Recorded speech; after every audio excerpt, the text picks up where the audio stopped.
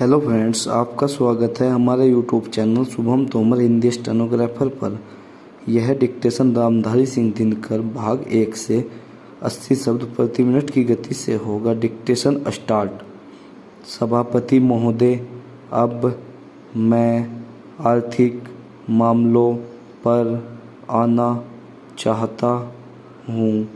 मैं अधिक समय नहीं लूँगा। इस बात को सभी स्वीकार करेंगे कि तीव्र गति से हमारी आर्थिक प्रगति हो, इसका प्रबंध किया जाना चाहिए।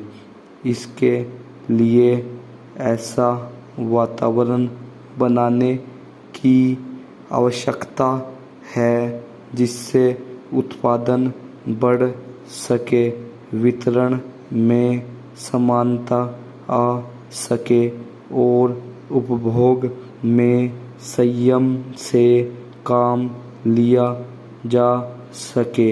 हर बजट को और हर कर प्रस्ताव को इसी कसौटी पर कसा जाएगा।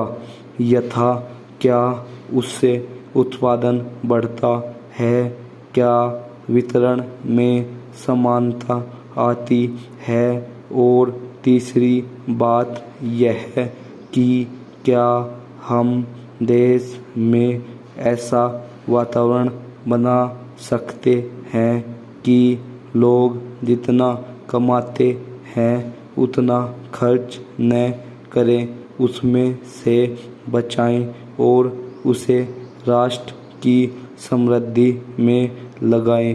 अगर इस कसौटी पर सरकार की आर्थिक नीतियां कसी जाएं तो मुझे लगता है कि उनमें पर्याप्त सुधार की गुंजाइश है। मैं वित्त मंत्री जी की कठिनाइयों को समझ सकता हूँ।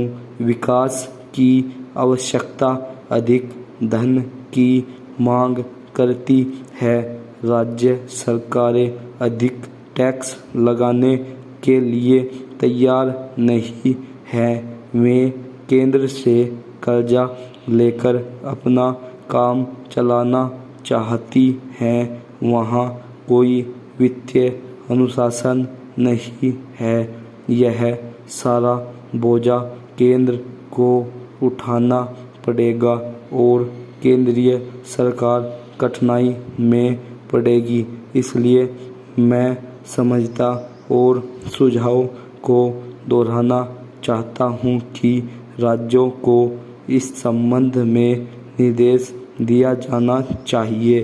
संविधान के अंतर्गत केंद्र इन राज्यों को निर्देश दे सकता है कि वह अपने साधनों के अंतर्गत अपने खर्च को चलाए।